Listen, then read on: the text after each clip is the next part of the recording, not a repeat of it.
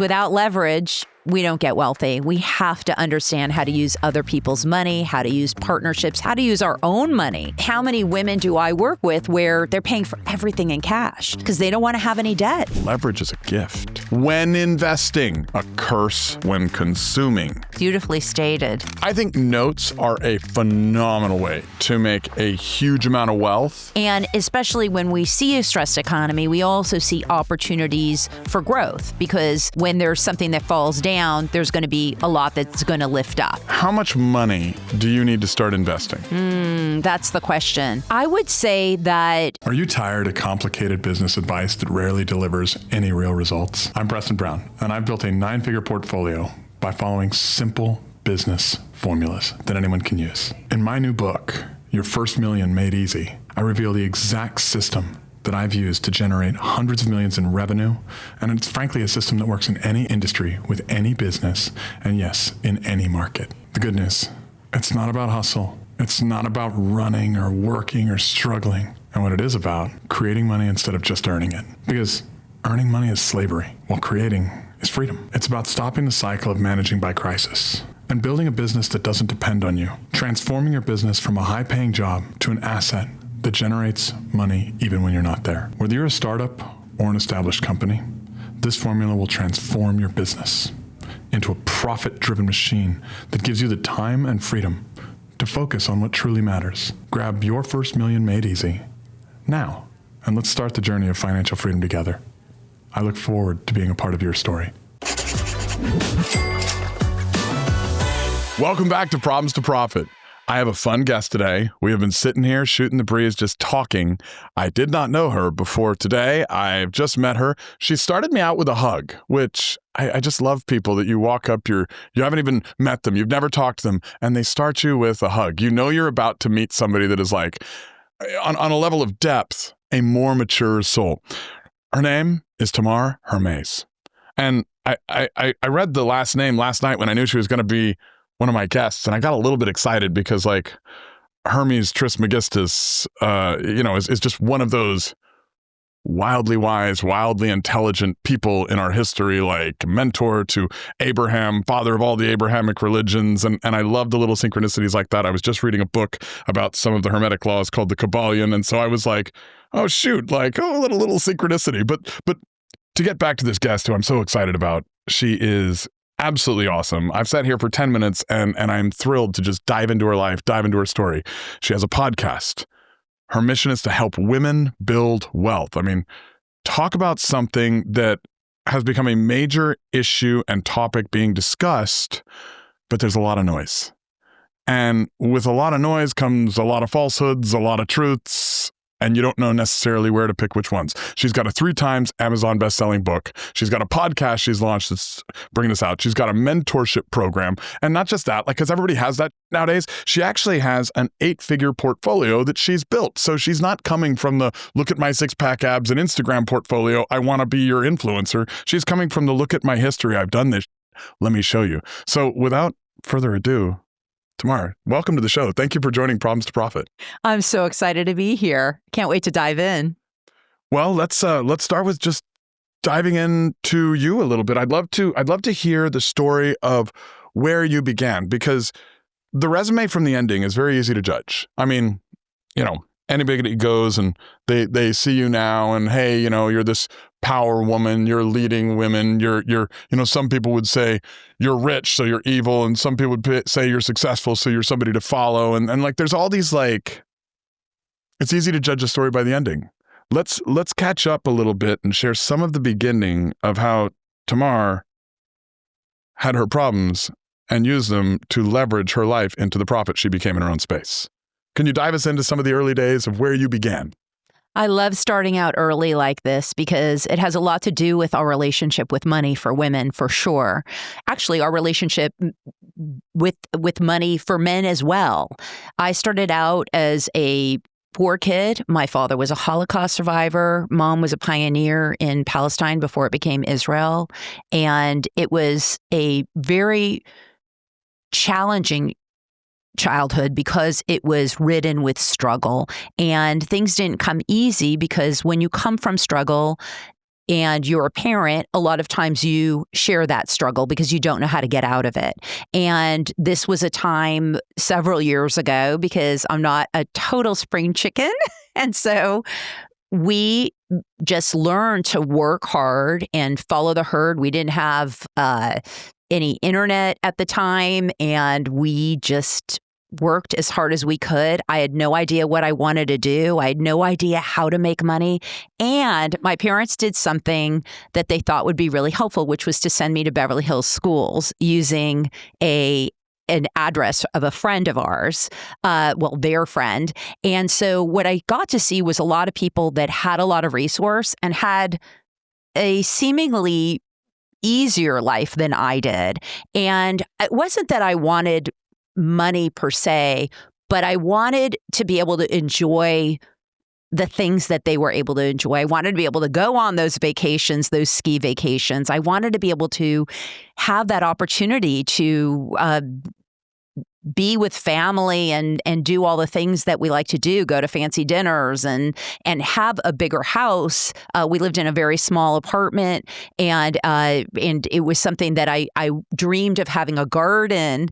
And so this is where I started, and my journey to start building wealth started when I was an executive in television, and my landlord was also in television, and I was handing him a check every month. And I thought, wait a second, if he's doing this, why can't I maybe do this? And it was the first time that light bulb goes out, when the light bulb goes off and you see, oh my gosh, maybe I could do this. And so that was when I bought my first duplex and started buying real estate. How old were you at this point? At that point, I was 28. Okay.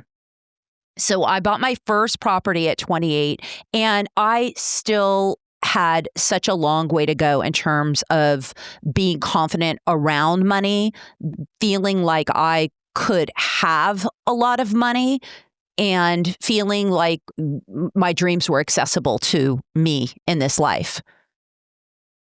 Okay, I love that. So starting out, we're coming from a lineage of parenting where Holocaust survivor dad. I mean, that's the first thing that sticks out to me, and a level of stress there that any human being would naturally, rightfully have, having going through like literally the worst living hell that historically any of us read about now in history books that I doubt we could understand. You know, in the book I read, it always says sins of the father, sins of the son. I think it works with daughters too. So like, I can only imagine that's carrying a bunch of stress and pressure. Mom and dad show up, see like kind of, hey, here's an opportunity. We're going to find a way to thrust you into it and get you around kind of the who's who of your age group in the Beverly Hills schools. Like they're literally leveraging okay, we found a way to get ourselves out of hell. Maybe we don't have the resources to put you in heaven, but we know proximity's power. Let's thrust you in here. So you've seen, I mean, at a really young age, like at pre 20 years old, you've heard the stories, you've heard the pain, you've heard the stress of hell, and now you're witnessing the people who have never understood hell and are in a financial heaven. And I know there's the more money, more problems thing, but there's also more people, there's also more solutions, there's also better trips, there's also bigger homes. So you're getting the polarity of paradox on both sides of this. I mean, how stressful, and what a gift. Like how was that from an underwriting standpoint as a young woman to get to experience literally through that kind of first person experience, like, hey, here's dad who was here, and here's this kid in Beverly Hills who's going to get on a private jet with dad or mom and has never experienced any pain, and they're going to go up and go skiing in Canada this weekend, and they're going to fly their own plane. Like, how is that underwriting the world from both sides of this? This is such an interesting perspective, because when we're given really what I'm seeing as a gift, being able to even have exposure to seeing what's possible in my life, looking at these kids in Beverly Hills, I, at the time, always felt like it was a hindrance to my life. And the reason was because My parents never told me you're as good as everyone else just because you don't have those things. You can have those things. They didn't have the language because they were in struggle. So what I learned was survival. And just now, this podcast has given me such a gift because I never saw that growing up in Beverly Hills and having that exposure actually did really influence me in a positive way in regards to being able to see what's possible. And I would never have seen that if not. I love that you said that. So thank you for that. It's one of the things that we get on this show is, obviously Jewish background, Christian spiritual, maybe not Christian religious background. But, one of the things that Jesus always said was with the faith of a mustard seed, you could move mountains to kind of bring a comparison in. And I always wondered, what does he mean by faith? Like, what is this word faith? And you only need faith when you find this truth here that unfortunately, when intersecting with this other truth, creates a paradox. Like, can God create the rock so big that God cannot lift the rock? And when you find both of these truths, there's this, if you study them both on both angles, on both sides, like the leap of faith is a very small leap. It's not a big step. And we find this common theme in all of these amazing entrepreneurs where they've generally been exposed to both sides of some paradox somewhere. And oh my God, I'm loving it. Like, I get a little bit of goosebumps. Like if the book I mentioned when I saw your last name, Hermes, like Hermes Trismegistus, literally made into a god, like in Greek and Roman cultures, and was in actuality a mentor to Abraham, the father of the Jewish, Christian, and Islamic faith, like the Abrahamic religions. And if you ever go read his book with his wisdoms, it's all about Hermetic laws, which are all paradoxes. And just whether it's masculine and feminine, whether it's heat and cold, whether it's light and darkness. Like, so how fun. Like, I mean, thank you for saying that. How cool. So your life story, you pre-20, get both sides of this. And then even if it's from an energy of survival, which, sins of the father, sins of the sons, sins of the mother, daughter, same, right? You've created this life where at an early age, it might be a survival energy, but it's graduated so much further. Now it's graduated where problems became solutions became opportunities, and now you're the prophet that's out there sharing it. Like, you're preaching from the pulpit, you're sharing your truths, you're writing books, you have a podcast, like you're out there serving. Like, everybody that has had this problem, gone from survival to, and this is just a common theme on our show, that dives through this somehow, and this is the common theme, winds up sharing it and becoming the solution to people with their same problem. And so here's this young girl, this underdog, that's now solving the problem for all the young women. When did the transition hit? Because pre-20s was obviously formative. What's between like 20 and 40? What was some of the career journey that was taking you through this, like, here's where I'm going, here's my successes, here's where I'm rewarded, here's where I'm... It's been a long journey. 20 to 40 was extremely challenging for me. I had successes. I was an executive in television. I had bought real estate, and I still had no idea about what it meant to be wealthy, what it meant to be an entrepreneur, what it meant to follow dreams, what it meant to build business. And at the same time, I had children. So at that time, I ran a couple companies, smaller companies on my own. And one was in sales I did sales for products, and I was very successful at that. And that enabled me to have the ability to also spend time with the kids, which was so important because that time we don't get back. And that's the most precious time we have. And so I did that. And my husband was a film director, so he was out of town a lot. So I did that while I was building real estate. And I remember every step of the way was this big barrier to feeling like things weren't possible for me, because I just had that language in my mind about it's survival, it's survival. It wasn't about thriving. And it took me until in my 40s was when I began to unlock, when I began to expand.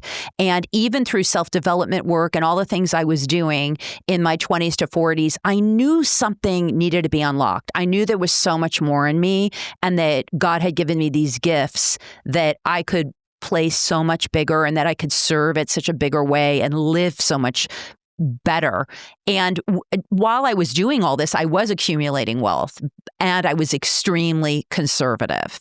So it took me a lot longer to get to the point of the financial freedom that I have now than it would have had I not had those barriers mentally. Let's dive into something you said, and I love when I get like triggered in a good way. You said language, and you're talking about like the language in your mind, like some of the operating system where there's a scarcity, there's a fear, which, I mean, it is very fair to have considering background, and also like you're a woman in business, which, growing up in your day, you're growing up in the TV business in a very male dominated world, like not always the friendliest. And so it's reasonable to come from a standpoint of like, okay, I have to have a little more security, a little more scarcity, a little more fear, if for no other reason than protection. But when you say the word language, it's such a, I love the word trigger. It's such an interesting positive trigger for me, because now we've advanced through society and we've created all these AIs and their language models.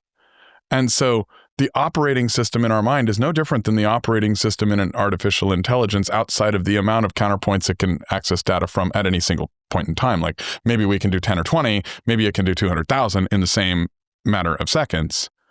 But the language model available for it to pull from is what it's going to operate from. So regardless of the success, you're going from 20 to 40 and you're beating the out of yourself as if you're a failure while you're getting wealthy. Correct. And I see this pattern repeatedly in the women that I work with, because the women that I work with are already very successful. A lot of them, like myself, are already wealthy, but they don't even know it because they're on the train of more, more, more. Is there enough? The feeling of scarcity, the feeling that it might go away, that feeling of feeling truly secure, like, wow, I've done it. I actually have enough money to live the way I want to live and do what I want to do. There's always this feeling inside of most women until they really nurture that part of themselves that still is longing for that security and to get out of that scarcity mindset. And I don't think that's necessarily unique to women. That's women and men. We just underwrite it differently. But it's one of those powerful things that really, it's one of the things I think we're all supposed to learn in this life or human school that we're living. I love that we're on this topic, and I love that you're talking about the pattern of women, because I've uniquely, as a man, been able to watch it. I did some of Alison Armstrong's work, and I actually got to coach her team members on her business for a while, and I thought I was going to be there helping them, and it turns out they're saving my marriage with their content. But it was unique to me in that I looked at the content and I was like, why are they teaching this in marriage? Like, why the are we not using diffused awareness in business? I had this epiphany one day, and I'm like, it's hard to get a man to compromise his ego enough to become a strong leader in the business world. Whereas women have almost no difficulty with this. Their issue is prioritization of what to handle first, because by nature of their diffused awareness, like focus style, if you've studied Alison's content, they're generally going to handle the closest thing, not the biggest thing, right? And so I started teaching women how to make these priorities. And women very quickly replaced men in middle management, then replaced men in upper management. Now my CEO is a woman, and every director of operations I have is a woman, and I have no company run by men. And I wonder when they'll replace me, but like, it's fascinating that with minor I would say, ideas like added on to some of what Allison's content is. You can take what was dedicated to relationships and put it in the business side of relationships, and women can excel. And all of the things you're talking about are not like, they're not unique to like women. They're women and men, but they are so common and so similar in women that I love having you on the show. Like we're hitting like so many synchronicities. Like so many women are going to need to hear this. So as you're kind of going through your 20s, as you're going through your 30s and through your 40s, there was a point where you started realizing, I've made it. Like something started changing where you felt, and I don't know you well enough to say this, but I'm gonna say it because it seems accurate. We all always question, with imposter syndrome, whether it's the right time.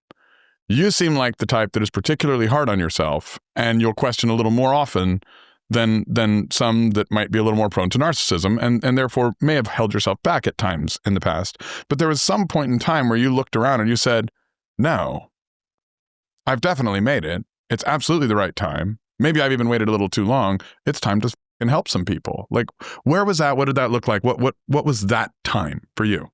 It's so good. So touching on that scarcity feeling, comes this feeling of there's never enough and it needs to be hard. So in terms of, I start to realize, wow, I'm a multimillionaire here. And I wasn't necessarily fulfilled completely with what I was doing, because a lot of real estate is somewhat self-serving. You can do it. I mean, it's a great way to earn a lot of money, but it's not at the core when you're, you can be nice to your contractors and your support team and your staff and everything, but it just doesn't have the same feeling as creating transformation with people and really solving a problem at the core of our souls. And that was really where I wanted to go with this. And so what started to happen for me was really getting into the next phase of problems to profit, which is that I started seeing I had money and I wanted to start making my money work for me and do it in a way that I could start investing without doing as much work or even being operational. So in other words, what I'm saying is I wanted to go to the CPA and be able to have tax strategies, which weren't forthcoming. I wanted to go to a financial advisor and say, okay, have this money. Where do I put my money so that I can make more money on my money without having to keep finding properties and invest?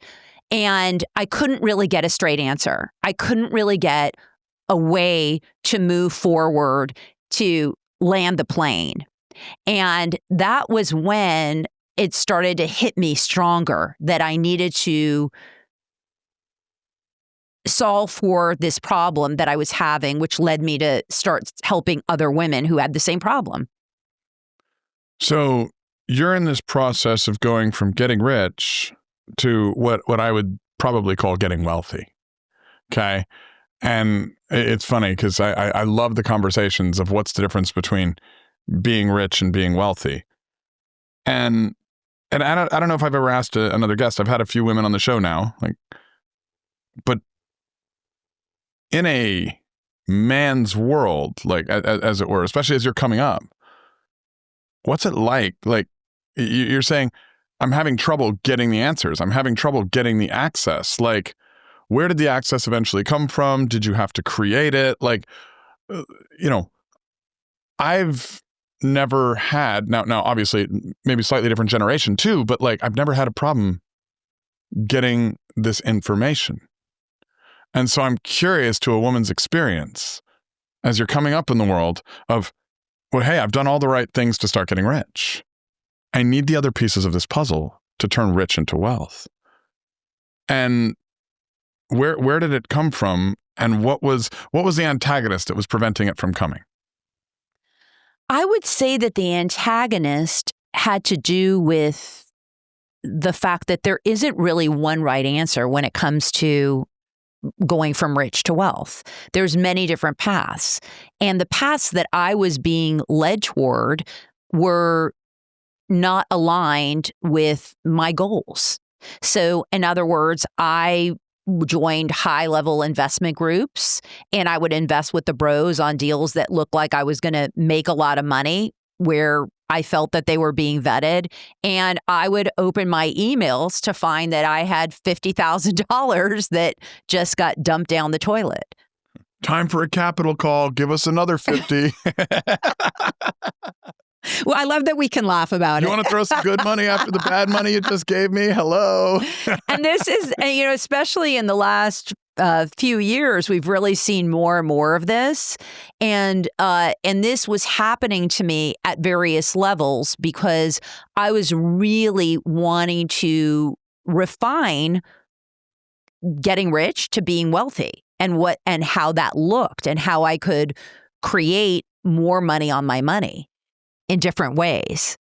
You know what I think wealth is? And, somebody asked me this question the other day, and I spit out this answer, and I couldn't believe that I'd said the words I'd said, and I had to go meditate on it later because it was so profound that I was a little shocked that this dumbass said it, right? And he said, well, what's the difference between being rich and being wealthy? And I said, wealth is a spiritual game, rich is a financial game. It's a very different game. The beginning of spirituality is removing the question, what about me, from every aspect of your life. And when you can remove what about me, you can take some of the personal or personality out of the decision making, and a lot of the personal and personality of decision making, which actually goes back to the scarcity that you were mentioning of anger or fear. Like, wealth to me now is this profound thing that I can make a decision without getting angry or scared, because the root of being angry is you have to be right. Nobody can feel angry without feeling the need to be right or righteous. And nobody can be scared without being linked to personal loss and attachment to something. And so wealth is when, if I lose this or not, I'm okay. I'm not worried about the loss, and I'm not going to let the worry go into my decision-making formula. I'm only going to let the formula go into the formula without projecting an emotional construct onto it. Or, hey, I'm going to invest in this because it's right or good or whatever. No, I'm going to invest in this because the fundamentals are right. I'm not going to bring any of my need for right or wrong based on personality, or any of my need for, protection into my investing. I'm only going to bring into it, what are the fundamentals? Now, obviously, like if it's some tobacco company and I'm not for that, I won't invest in that because I'm not looking at it. But like, there's so much ego in investing, kind of to go to your point of like the capital calls and the money going down the drain. And I mean, I have a friend who I love him to death, and he was raising money over several years, and he got caught in the apartment boom, and I bought a lot of multifamily, and most of it's done really well, but there's been some capital calls, and I've been doing a lot of lending for most of my career, and now he's jumping into lending, and I mean that's all fine, but it's a big world to be raising other people's money and going into that when you're having capital calls on the other thing. And I sit and I love my friend, but I look at where he's going and what he's doing, and I think to myself, how much of this is for the game and how much of this is for the ego? Like, if every deal could 100% be for the sake of the deal, I'm going to trust the deal and the person putting it together. The moment it's for the ego, that's where the capital call comes in, and you have to measure that in every investment. And that's where I think the difference in wealth is a freedom from fear or anger versus wealth and riches. Does that make sense? Yeah. And it's so interesting because as you were speaking, I was thinking we might need to rename your podcast to Preston Brown's therapy sessions. Because I feel like also, as you were speaking, I was realizing when you had asked me, why couldn't I get the answers that I needed? Why couldn't I, for growing wealth? And I think the reason has to do with what you're talking about, with what's underneath what wealth building means for you and what your motivation is. And what it brings me to, which has been a conversation I have been in a lot recently, which is about the flow of money and about the energetics of money and how we relate to money. And is money for your friend about his self-worth? And, is it that loss? And I know, because we've all dealt with losses financially. And I know with financial loss, the first thing I thought was, gosh, I'm such a loser. I can't believe I lost this money. And you don't even think about all the gains. You don't even think about how much you have. All you're thinking about is that. And that has to do with where we're in that mind of money as self-worth instead of the energetics of wealth and what it means to move through life with money. Yeah, I love that. It's funny. Our mutual friend Teresa is saying, hey, you need to go do coaching again, startup coaching. I mean, I had a coaching company for a while. We launched it. It actually boomed. Somehow we triggered Tony Robbins, and then he sued me for launching this company, YBL, because we were traveling when he stopped. And thank God we all settled that and that was done. But I triggered the abundance guy, and so our coaching company blew up as a result, I think, of Tony Robbins' lawsuit. He was his own worst enemy. He helped advertise us to get bigger. And I did so much coaching that and it was all therapy that I had to get back out of that because I had 2 young kids, so I wanted to coach. And anyway, now Teresa's like, go do it again. Just limit it to 10 people. So who knows? Maybe we'll bring back the therapy sessions. It's fun. But you mentioned relationship to money. You've said it several times, and I think it's every person has a relationship to every single thing, including money. And at risk of going back into the therapy session, we have a relationship where we communicate in what I believe is 4 channels. We communicate on kind of, one channel with our mind, which is sort of dissecting it, pulling it apart, putting it back together. The mind divides. Then we communicate on kind of a channel of the heart. The heart's connecting. It's sort of ooh, what's the upside? Think of all the, But then there's the body. You can get a gut from things. You can get, people call it a gut feeling or a vibration or whatever woo-woo we want to put into it. And that's a different channel of communication. But then there's a last one. And I was hanging out with a friend, Lisa Williams. She's this world famous psychic medium. She's been on Oprah and everything else. And she kept commenting, the soul knows, but the soul knows only when the mind quiets down. The mind yells, the soul whispers. And it's this other communication channel where you can you get this knowing, and you're oh, wow, well, there's a truth. And some of what she and I've talked about and some of the therapy sessions she's given to me in the past have helped me kind of look at money in a different way where it's not just a mind dissects way anymore. Now I'm trying to specifically give my relationship to money or my wife or my kids or my friends or really anything that I have a relationship to. All 4 channels of how I'm looking at them to let it kind of hit through. And I'm curious because those channels, your mind was your main link to your relationship with money because you were articulating a highly transactional world, coming from a wild source of pain in your youth to, oh, wow, there's another side and they have it all. And I can get that, and you're dividing it and reconnecting it, and your mind is this great strategist, tactician that's figuring it out, and you succeeded. You get into TV, you learn facts tell, stories sell, you learn stories, you learn how to build your own story, you become the story. But at some point, there's this aha, and that's really what I want to pull out of you. There's the breakthrough, there's this piece where your heart and your soul and your body start speaking louder than your mind, and you start teaching. What's that point? Where did that erupt? Because I love the vulnerability that is Tamar. Man, you've complimented our show multiple times. You're amazing for the compliments, but you're amazing way before you walked in. And the way that Teresa was talking about you, I had to make her shut up because I didn't want to know everything about you before the show. I know you've got a level of success because of that vulnerability. Your vulnerability is your credibility. What was the moment where you were I've made it? Like, what was the trigger point? Like, because with you specifically, somebody that would be harder on themselves than most, that is so open to any feedback, like more open than any guest I've ever had, like major compliments.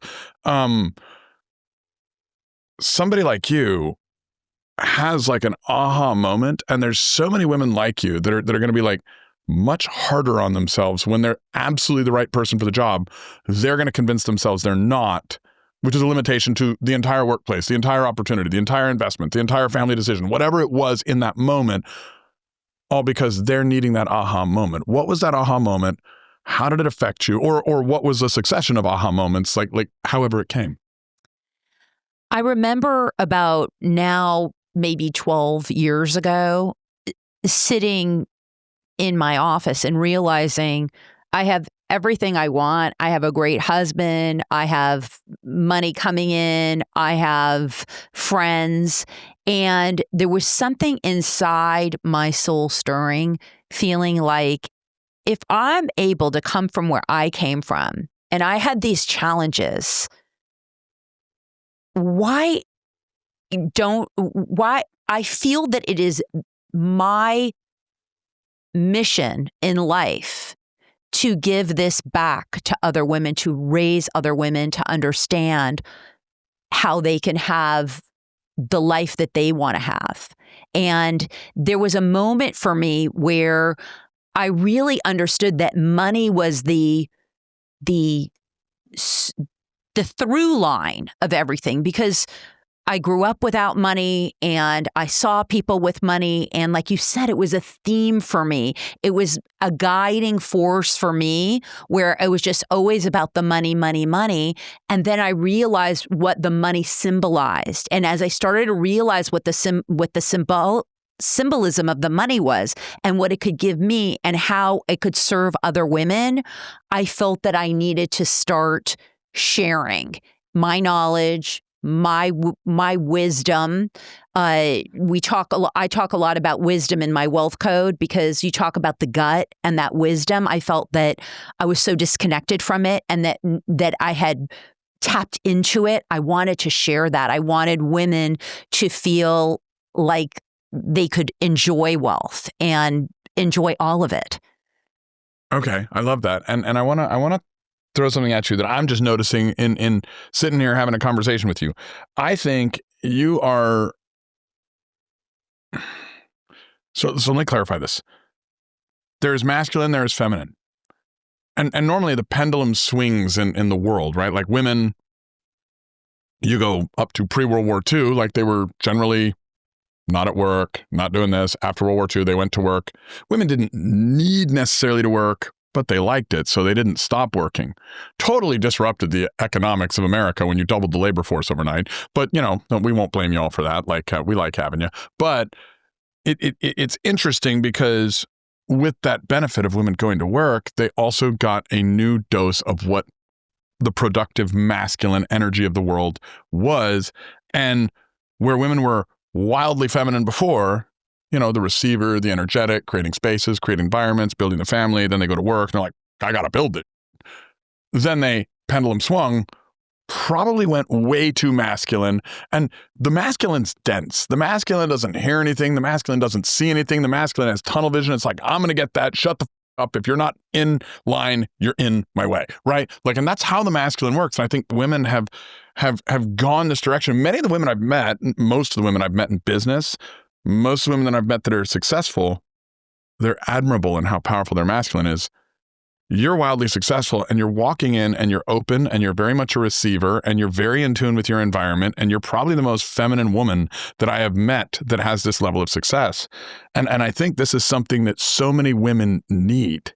Like, I absolutely admire it, because you're sitting here and you're like, oh my God, like, wow, I just got this, or, oh my God, that's awesome. But it's not from a position of weakness. It's from a position of strength and openness that is magical, that I don't see in 99% of like, I mean, I think I see that in my wife sometimes, but I don't see that in 99% of women, because they're not safe to do it.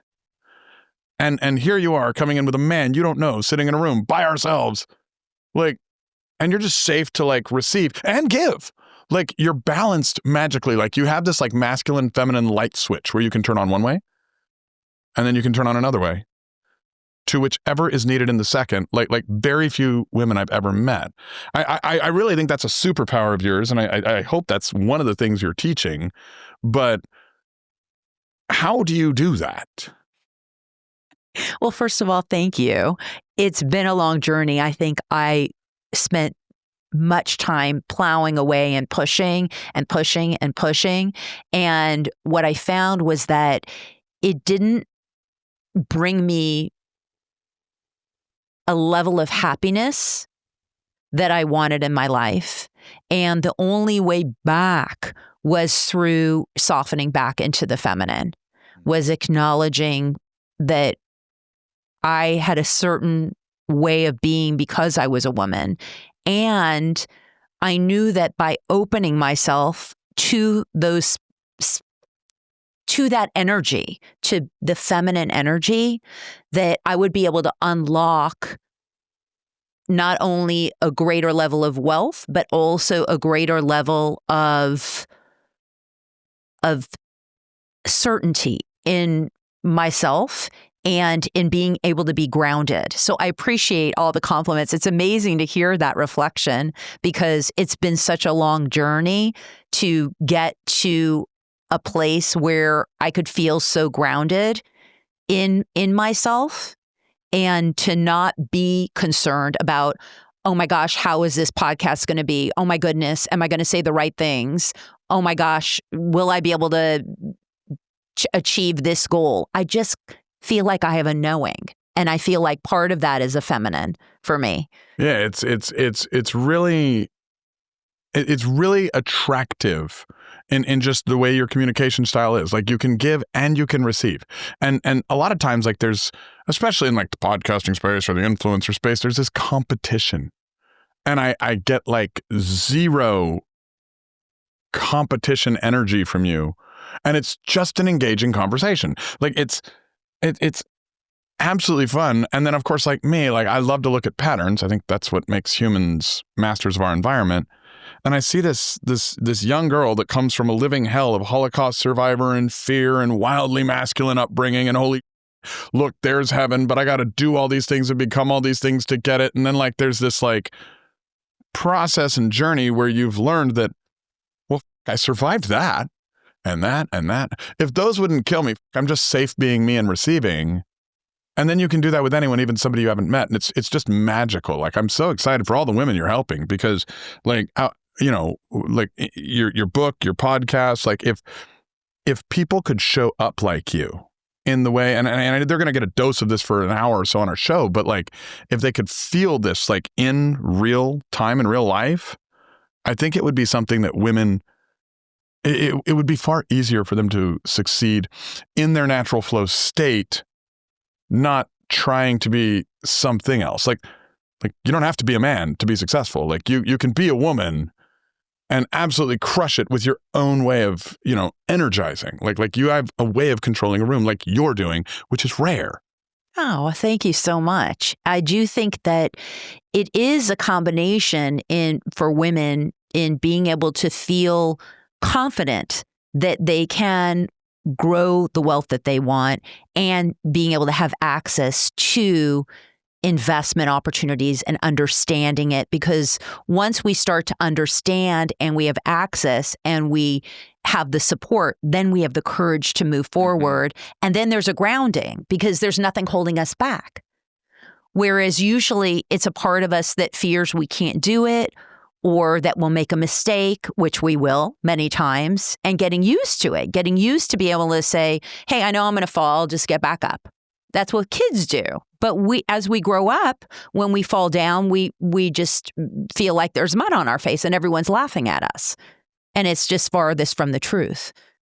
So I would love, you know, because like I'm getting to kind of know you and hear you and feel you a little bit, but I want to dive into a few snippets from your book. You would talk about like the wealth acronym that you have, which I'm so excited about because sometimes like some of these little bite-sized chunks are what people need. Hopefully they go read the whole book. but can you give us a little bit of a download of like what that is? Like just some of the hacks. Yeah, absolutely. So in the wealth code, it's an acronym for wealth, and the W is for wisdom, and it has to do with how do you tap into the part of yourself where you can assess all the information, all the pieces of an investment, but you know inside that you have the knowledge and you can trust yourself. And then the E is about empowerment. And that's about being able to land yourself as a feminine woman and being able to make decisions boldly.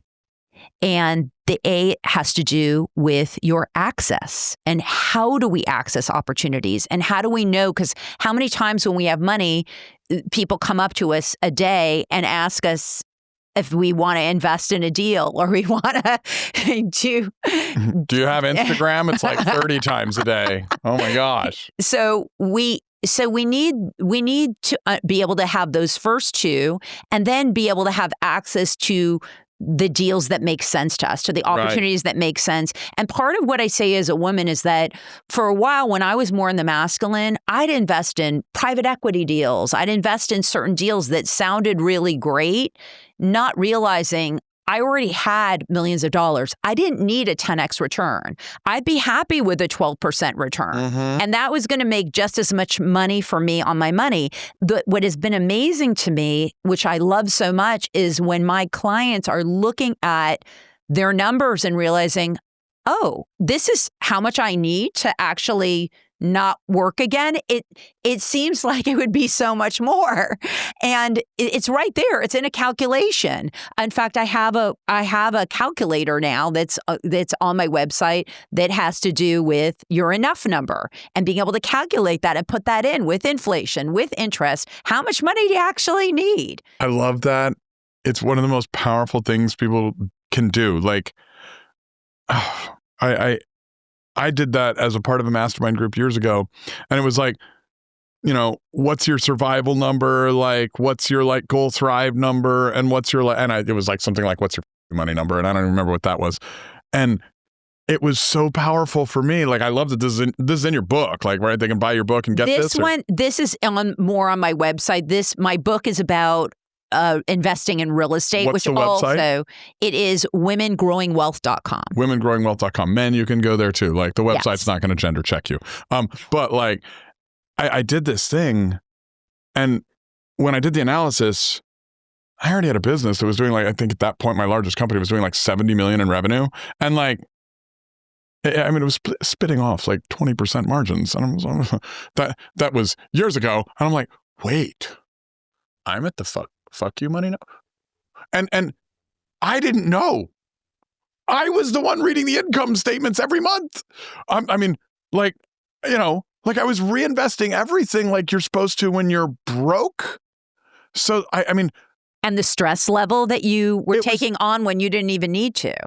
I'll bet you so many women go through your courses, go through your website, look at it, and they're like, wait, I'm not that bad off. And others go through it and like, oh, I'm doing the wrong thing, trusting the wrong people. I can go in this other direction. Like that's a gold tool. Okay, so we're on L, by the way. We're at WEAL. Right. This is going to be your favorite one, leverage. Leverage, I love leverage. Because without leverage, we don't get wealthy. We have to understand how to use other people's money, how to use partnerships, how to use our own money, and when to leverage. There are so many ways in which we leverage incorrectly, and then we're hesitant to leverage again.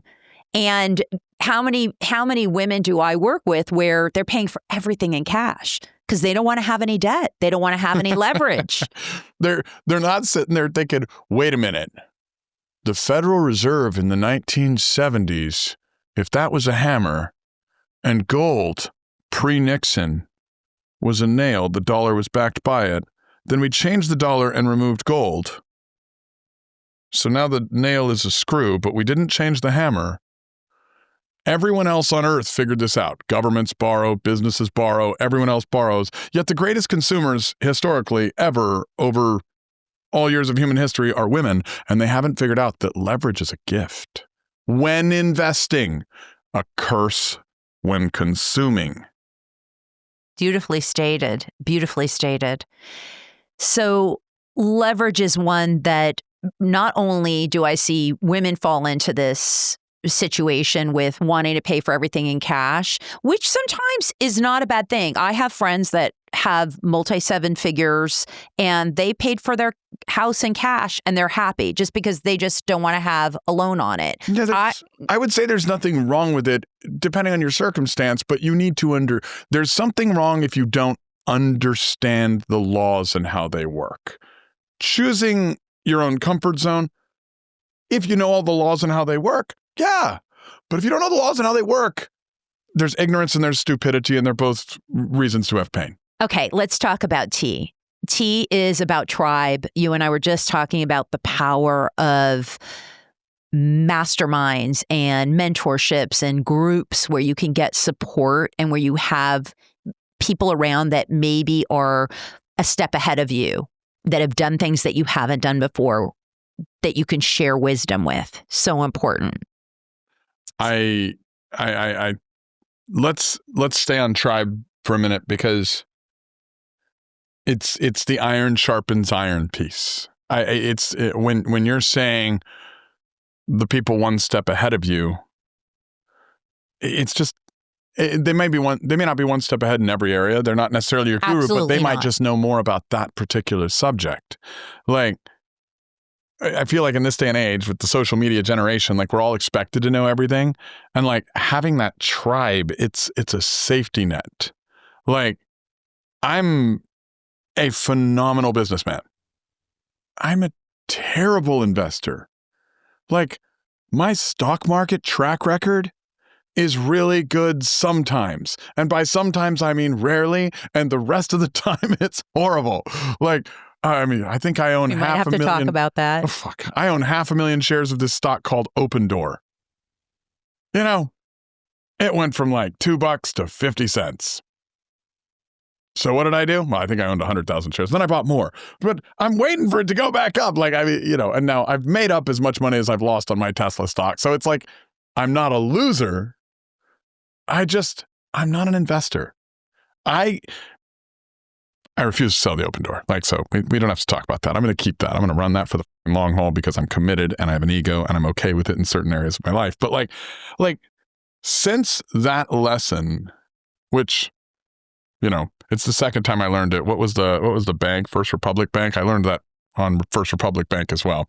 Thank you, JP Morgan. But like, it's like, I'll go make $1 million in the stock market with my play money. And then I'll go lose $500,000, $1 million in the stock market with my play money. And I'm really proud of the ones I made money on. But I'm a terrible investor when it comes to stocks. I'm a really good trader. I can make a load of money on options and trades. But when I'm picking a long haul stock, like, my long-term relationship game sucks in stocks. And then I see, we were talking about Ryan Moran offline, and he posted something the other day like, hey, if you want to have $100 million net worth, like, just, you know, I think it was like, put 20 grand a month into the S&P 500 for like 20 years or 30 years or something. And I was like, well, that's really easy. Like, maybe I should just, why are you making it simple, Ryan? Damn you. Where were you 5 years ago? Like, I would have been, I did the calculation. I had ChatGPT look at the calculation. And so I'm starting to receive that I need some tribe on my stock market investing. And this is what we're talking about too with women, where we would be happy just investing in Tesla. I personally did the same thing, and Tesla has been very good to me as well. And when we start going off-road into areas that we really don't understand, for what? What were you hoping for? To make another couple $1 million on the stock, on the open table stock? So, I mean, I think, what was I hoping for there? I don't know that I necessarily had a hope. Like, I got into playing in the stock market. Like, I've got 2 stock market accounts. I've got one that I give some money to a guy that handles it for me, and he's doing all the index funds and all this stuff, and I just put some excess in there and it's done great. Okay. And then I've got my trading account, which I keep a relatively small amount of money compared to everything else I'm doing. But I wanted to learn options. I wanted to learn that. And I went and I found teachers and I did that and I learned it and it was great. But I never went and I never learned long-term trading or long-term investing strategies. I learned options and short-term trades from a friend that taught that, who was very good at it. And I've done really well.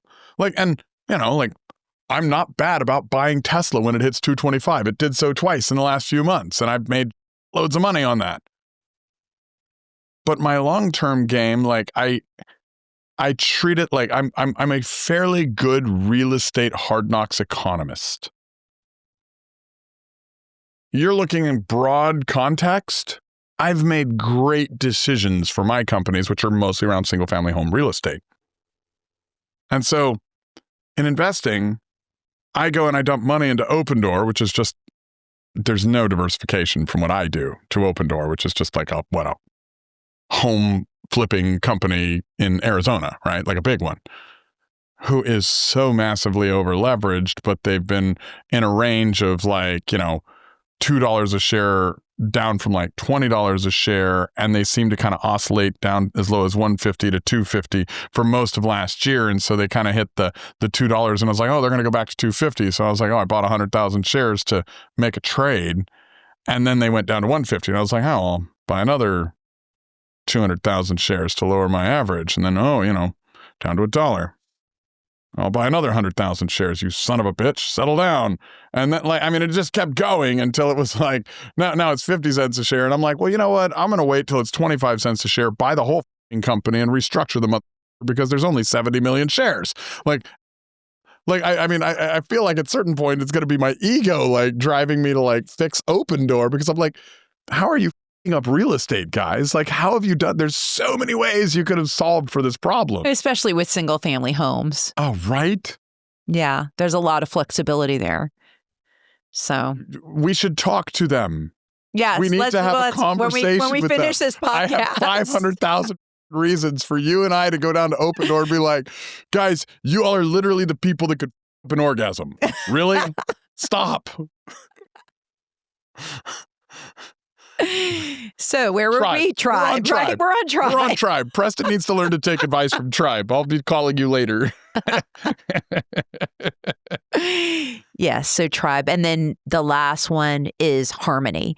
And with Harmony, I always talk about when you're actually in alignment with the investment and wealth decisions that you make. So even though you're talking about a situation where you invested in something and it hasn't gone your way, it was still in an area of it was in a category of this is my play money. Oh, yeah, for sure. So you actually designated it. So you would be a lot more upset about it if that was your whole strategy. Then it would be like you blew up the ship and you'd be extremely stressed out. But because you had it in a category, there is an element of harmony in terms of the way that you've allocated resource. I always talk about, I bet on the jockey, not the horse. So two jockeys, and I would always bet on the jockey that was the best jockey, even if he didn't have the best horse that he was racing. Yeah. Because generally the jockey is the one that's going to take me home. So if I'm investing in a company, I'm always looking now at who is running the race and how close am I to them and every variable around them that I can find to see if they can get this horse across the finish line, which is my investment. And if that's the case and I feel really good about it, then I say that that is a harmonious relationship for me. And that falls into that category for me. I love that analogy. I mean, that works the same in lending. And yes, it is my play money, but I think because it's my play money, I am very liberal with it. Like to an extreme. We can laugh about it. We'll take over the company and resolve it. Yeah. And other than that. If they hit 25 cents a share, I might go buy their firm. I might do a little deeper dive because I don't see how they're. But I love the jockey analogy because the jockey analogy is perfect. I mean, we say in lending, it's better to make a bad loan to a good borrower than a good loan to a bad borrower all day long. And it's always about the jockey. I've made my share of bad loans. But, like my lending company, we finance home flippers. Well, the thing I look for is not normally the deal. The deal has to be there within certain parameters, but I'm more of a relationship lender to the guys that I make larger loans to and larger scale loans to, that I'm looking at the character of the borrower. Because every time it's hit the fan with the character of the borrower being good, I've come out at least even. Like I haven't lost when it's a good character borrower. They might lose, but they're preventing me from, maybe I'm not going to make money on that loan, but it's not a loss. You know what I mean? And overall, we've made huge money with good borrowers. It's always the bad borrowers, even if the deal's perfect, that goes south. So I love the analogy of the jockey. I think that's huge. So this is a wealth code that I think is like, if your name was Mike, I would have to drop you. That's like a mic drop moment. I've never heard like wealth made into an acronym this way around investing. I really love it. I really love it. I think that's a good snippet. So what are like 3 or 4 more things that I can like just take out of your brain and democratize to like our listeners? Because, being a woman's, leader, I feel sad for the men. So I want to like get them a little more of you since. Well, there's just so many ways we can go with this. Is there anything that's coming up for you? I'd love to kind of lean into the investment strategy. Like give us my investment strategy, and this is out of laziness, okay? I've done everything around business. I knew business. I made formulas for business. Like people follow me for business. I've made some reasonably good investments, but the reasonably good investments I've done are in businesses where I've invested in a partner or a jockey that's done well. Like if I can see it, if I can feel it, I can touch it, like I've done well on it. But when it comes to like the traditional investments, the stocks, the bonds, like real estate, I'm fine on because that's my world. But like the stocks, the bonds, the syndications, all of that, I'd love for you to tap us into a little bit of like what you're looking for, what you're seeing, what has been trending success for you there, because that's, I think, in this ever-changing world, a huge need right now. 100%, because if your money's not working for you, then it's not doing you any good, especially with inflation these days. We know that money is eroding. So the first thing that I would say, and this goes for probably, this goes for any man, any woman listening, and I'm sure when I say that it's going to affect more than 50% of the people. If you have money that's just sitting in your bank account and you're thinking, well, I'm not sure what to do with it, I'll just keep it there and do nothing with it, at least find a way to put it in low yields or doing something with it, and maybe better, which is that I always target 10% plus returns, because that money, that investment will make a significant difference between what inflation's doing and what your return is. So it may seem like, well, yeah, I can make 3% more. Is it really worth it? Yes, it's worth it. It really is. If you really run the numbers and you look at it, it is worth it. And sometimes it's to the tune of millions and hundreds of thousands of dollars. Where are you seeing safe 10% returns? Okay. Right now? Yeah. So I would say where I see safe 10% returns are in, well, okay, this is the thing. You have to look at a couple variables. Now we're looking at criteria. Okay. So there's a lot of safe returns that are 10% plus returns that are not as illiquid as others. So in other words, I think Bitcoin is a pretty easy, safe 10% plus return over time. Now, you may have some fluctuation in that, in the market. Naturally, it's crypto, and yet we've seen that over time, it's returned significantly more than any other investment in time. So, right there, if you at least take a portion of your cash sitting and maybe applied some to a very strategic cryptocurrency like Bitcoin or Solana, it could be a good place to go. Okay. And this is not investing advice. I'm just saying, look at the numbers, do the research, and you can see that what I'm saying is accurate. It's based on fact. It's not based on that I think Bitcoin's going to be great. It's obvious at this point. I think most of your listeners know that if you haven't gotten into crypto because you've been saying, I'm not sure about it, that you might want to position there. Right. Okay. Yeah.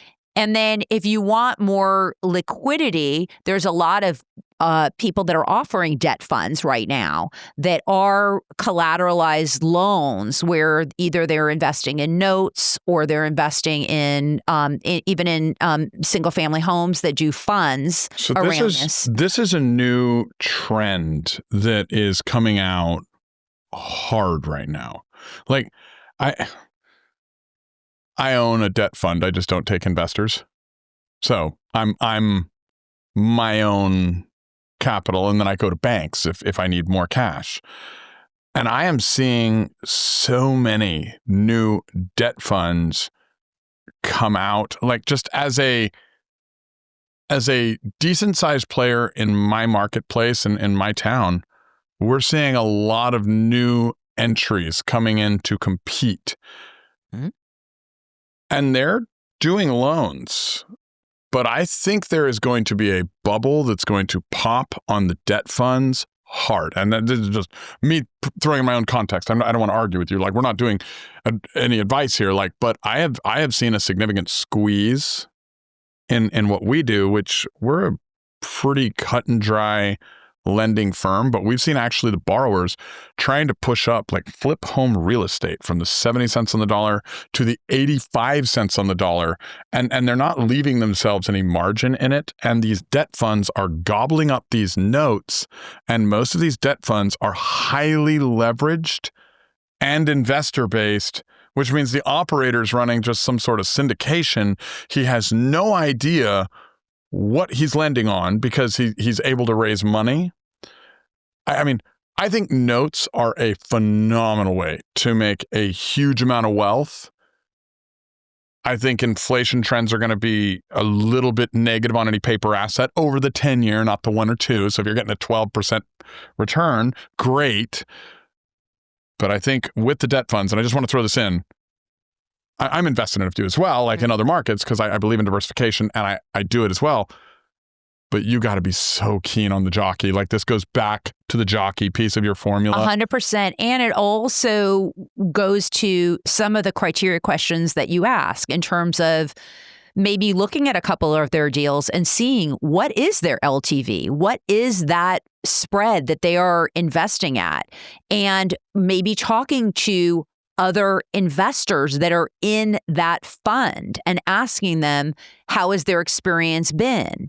And how long have they been in business? And how often have they had any issues or have they not paid? So there are certain things, like with anything, I mean, you can also invest on your own. I mean, there's people that do loans. I do loans on my own as well, where if you can really analyze the deal, you could certainly make more than 10%. You can still buy properties and make more than 10%.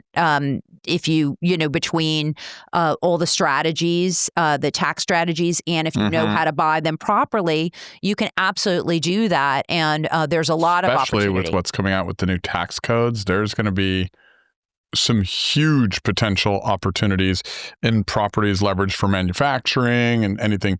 We're looking at a plan based on the tax code where we're willing to do like 5149 ownership with manufacturers and will come in and acquire the building, 5149 basically creating kind of a note back for their part of the down payment because of some of the tax opportunities of what you can do with the building.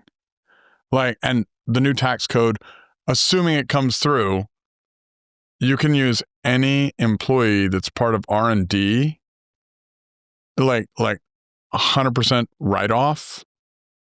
Like there's, and my CPA was telling me about this morning, so I'm not going to quote it, but like there are so many reasons for every company to open up a tech department or wing to create.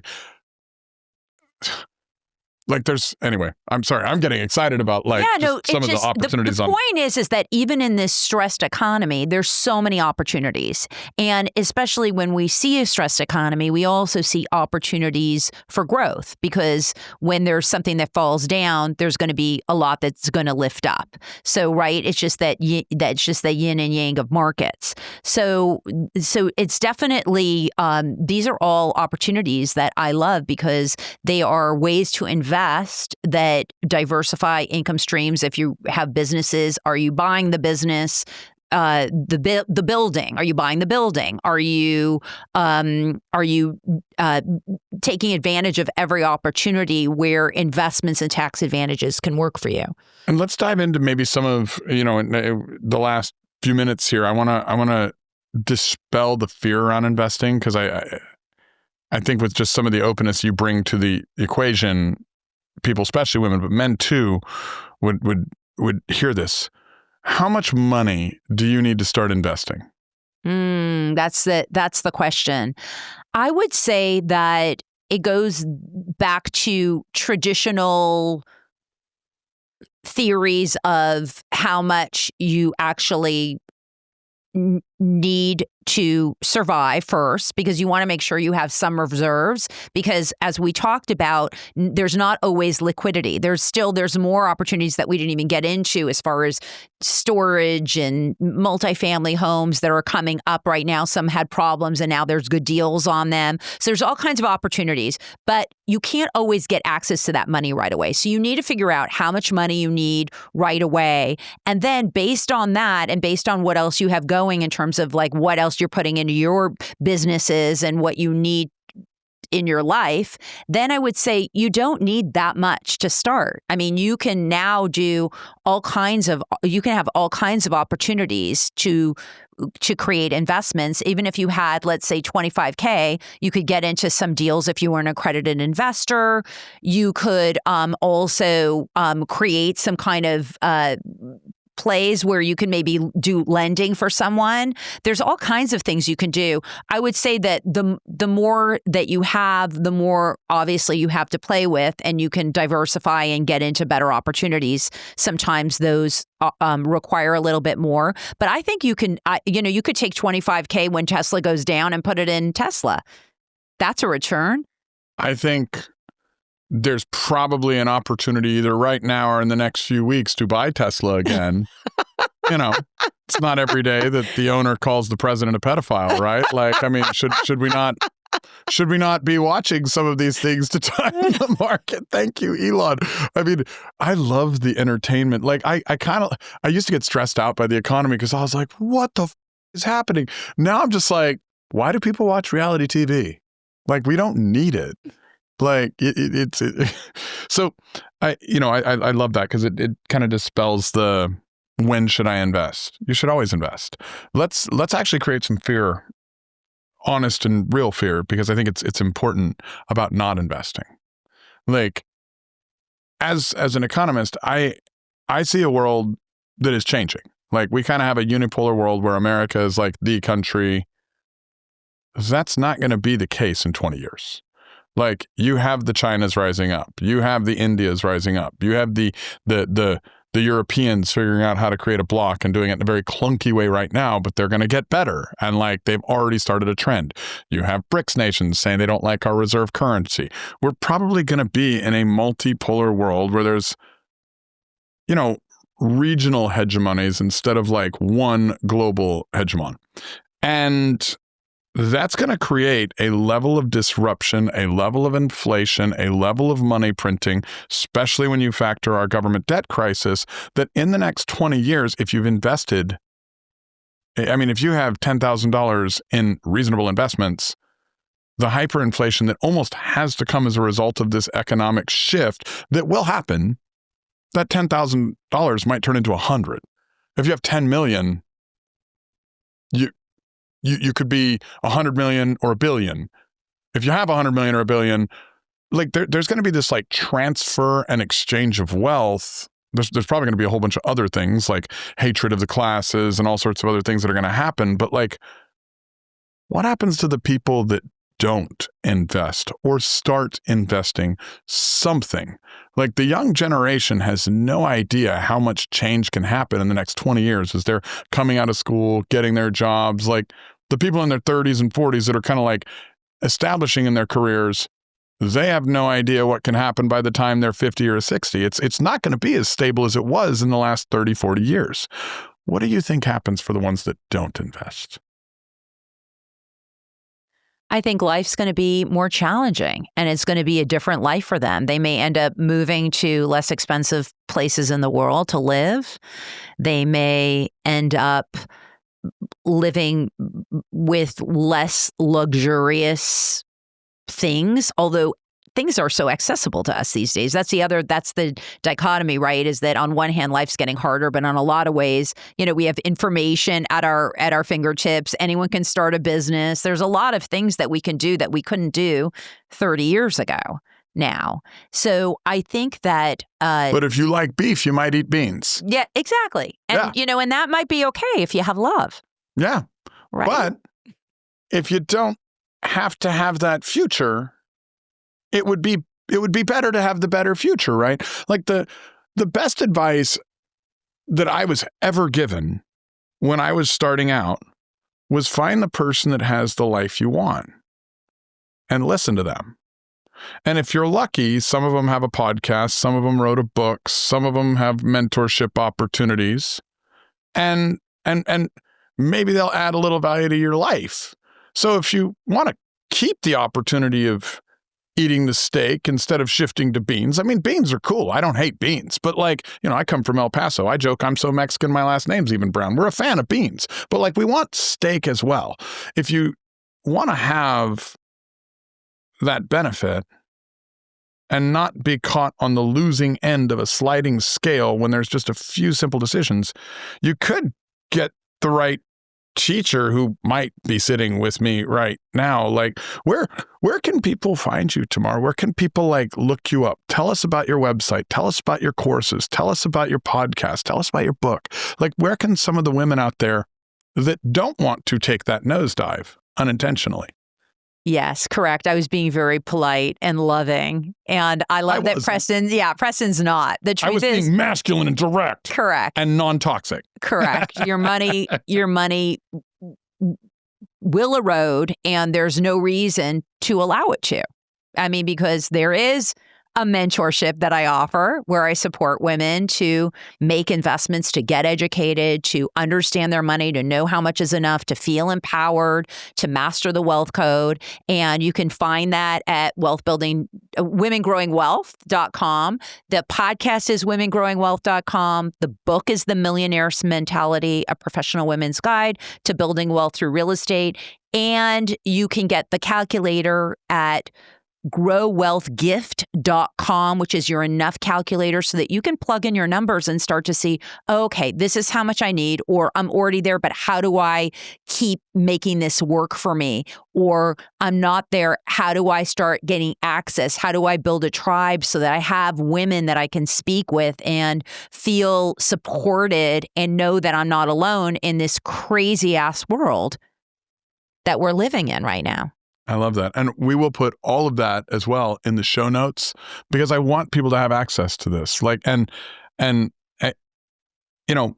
excited about all the guests I've ever had, but I loved the way you showed up. I loved the way you came in and just said, hey, here I am. I'm going to give, I'm going to receive. It's both. This podcast for me felt more like play than any other podcast I've done. It was we actually had to program the start to the podcast. So I was like, okay, Tamar, hold on. We're clicking so well. It's awesome. I love it. We're going to be friends after this, I'm sure. But can I please introduce you and start the show? It was that great. So thank you so much for coming on Problems to Profit. This has been such a gift. Thank you for having me. All right, guys. As always, share the show, post your comments, post your questions, and you know that I've got all the formulas for your business. If you need them and can't afford them, share the show on social media. I gift them to you for free. Send us a message. I want you to win. Go to Tamar's webpage. Log in, ladies. Get her stuff. Men, I won't tell if you do it too. Go out there, grab it, Make your future bright. Have an amazing day on purpose.